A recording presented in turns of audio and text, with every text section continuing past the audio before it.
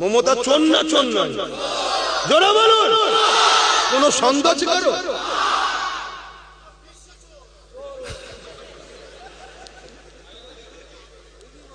International বল, একটু উচ্চারণ standard ভাষা বল। আজকে আবার শুনছি নাকি ফাইল চুরি করে পালিয়ে গেছে নাকি শুনছি। হ্যাঁ, তবে আমি এখানে বলবো কিন্তু এটা সেটিং এ কাজ চলছে, সব থেকে কিন্তু হই হই করুনি, এটা দিদি মুদির সেটিং। কেন মুসলমান দিদির থেকে সরে যাচ্ছে না জানি না, যত মুসলমান দিদির থেকে সরবে তত মুদির মাথায় বাড়ি পড়বে। কেন মুদি দেখছে বাংলায় আমার আসার লাইন নেই, আমার বোনটাই থাক, তবুও আমার আইনটাকে পাস করালো তো নাকি? এই ওয়াকাফটাকে কে পাস করালো? যদি মুদি দিদি না থেকে অন্যজন থাকতো, মুদির ক্ষমতা ছিল এখান থেকে জমি নিয়ে যাবার। কেন জমি ল্যান্ডটা রাজ্য সরকারের হাতে, সব আইনগুলো জানতে হবে। রাজ্য সরকার যদি না দেয়, সেন্ট্রাল গভর্নমেন্টের ক্ষমতা নেই এখান থেকে এক টুকরো মাটি নিয়ে যেতে পারে, এটা রাজ্য সরকারের হাতে। তাহলে মুদি দেখছে এখানে দিদি চলে যায়, আমার বোন চলে যায়, অন্যজন যদি ঢুকে পড়ে, আর বিশেষ করে যদি নওশাদ আর তার সাথীরা চলে আসে, তাহলে তো মুদি এমনি রাত্রিরে শুয়ে নওশাদ নওশাদ করতে করতে কোন দিন শুনবে চলে গেছে। কথা বুঝে আসছে না? নাই? তাহলে এই জন্য এইসব নাটক করছে। আইওয়াস দেখেছিস, সত্যিই তো বিজেপির বিরুদ্ধে লড়ছে, আবার যাতে মুসলমান এনার কোণে ওঠে, এই জন্য লাইন ক্লিয়ার করছে। এত ঘাবড়াবার কিছু, এসব দেখে যেন আবার দিবানা হয়ে যাওনি। আহারে, দিবানা হয়ে যাবে না? কেন এক সময় আমিও দিবানা হয়ে গেছিলাম, এক সময় আমিও। আহারে, একটা মহিলার উপরে এত জুলুম হলো। আমি নিজের কথা বলছি, এক সময় ভেবেছিলাম যে একটা মহিলার উপরে এত জুলুম করলো বিগত সরকার যে ছিল, একটা মহিলা মানুষ এত মারার কি দরকার ছিল? এত জুলুম করলো, আমার নিজেকে একটা সিম্পেথি দিবানা হয়েছিলাম যে সাথ দিয়া দরকার। ওরে সর্বনাশ, এই তো পুরো পাক্কা ডাইনি। এক কথা ভুল বলছি? আমার আলিয়া মাদ্রাসাকে শেষ করে দিচ্ছে,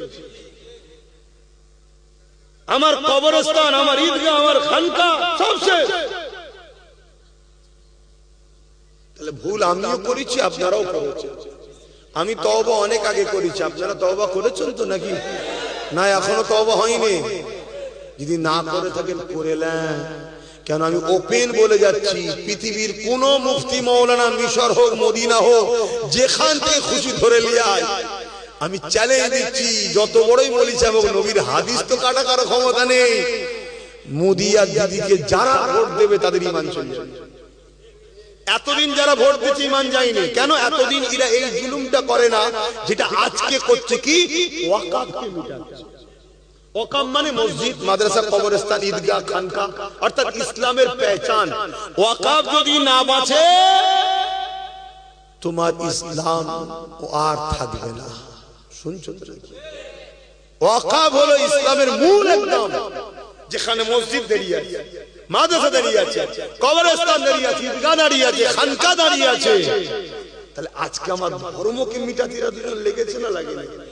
এতদিন এ ওসব করেন, তাই চলো চাকরি করে চুরি করেছে, এটা করেছে, ওটা করেছে, কয়লা, বালি, পায়খানা সব চুরি করেছে। কথা বুঝে আসছে? আরে বাবা, চুরি করেছে খাবার জন্যই তো। এতদিন এসব করেছে, চলো ওটা দুনিয়ার ব্যাপার ছিল, গুনাহ হবে, হ্যান হবে, ত্যান হবে, এইসব ব্যাপার ছিল।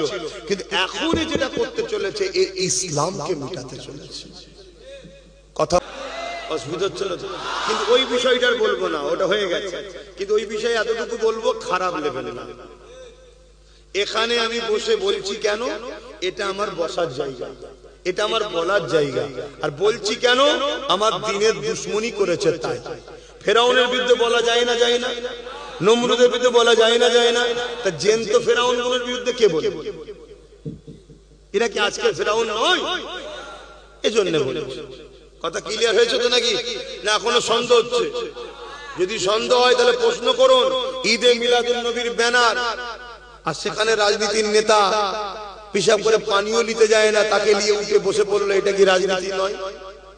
ইফতার পার্টির নামে আমার ধর্মের নিয়ম শৃঙ্খলাকে ভঙ্গ করে সারা দিন খেয়ে লাস্টে ইফতার খাচ্ছে, এটা কি ধর্ম কিলে নাটক নয়? বল, রোজার নিয়মটা কি? ইফতারের নিয়মটা কি? সারা দিন না খেয়ে আল্লাহর খুশির জন্য সেহরি খেয়ে ইফতার খেতে হবে। সেখানে সারা দিন ধরে খেয়েছি। এখন হয়তো কাল এই কথাটা শুনে সামনের দিন হয়তো মমতা এসে বলতে পারে আমি সারা দিন খাইনি গো তোমাদের জন্য। ওকে চেনো?